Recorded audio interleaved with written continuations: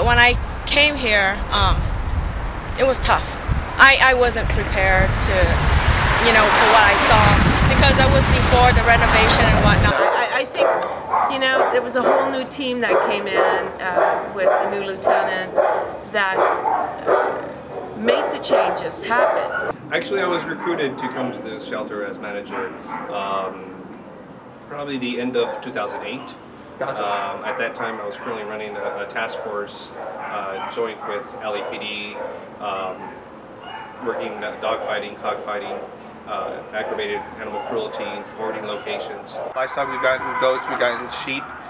We can hold a horse for about 24 hours, and then we send it off to one of our other shelters. We've gotten pigs, potbelly pigs, hens. We have an industrial washer and dryer, and this is where we request assistance with. Everybody hates doing laundry, but it's something that we have to do. We get a lot of donated blankets, a lot of towels. I think the renovations, they do help. I think the approach that I took was just hands-on. I met with the volunteers and I addressed their concerns. The morale between the volunteers and the people working here, and just everyone caring and working as a team for the animals it's been the biggest improvement to me for the last 5 or so years. The other thing too that's important is, it is not beyond any of us to clean a kennel. When we know the short, when we come in, usually say, hey, we're short 1 or 2 people, we step in and we help out. It's because I think the Saturday crew, we have connection with them. They ask us to do something, we do it for them. And that's important, we're an extension of what they are. But don't abuse the system, don't use us because you're too lazy to do it. So the people on Saturday are great.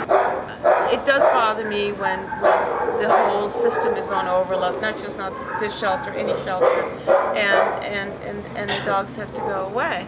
But and I do understand that there isn't enough money to build other shelters and things like that.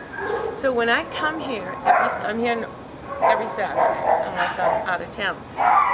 When I come here, it's with the purpose of taking these dogs for walks, making them happy, socializing them, and ultimately, talking to the people to get them adopted, because that's what you're for. Of course, they have a lot of responsibility because they contract to quite a few cities, and the economy and all that compound the problem. But if they try, they can do it. Do what you can, and when you see things are out of sort, don't be afraid to speak up, because you're the only voice they have.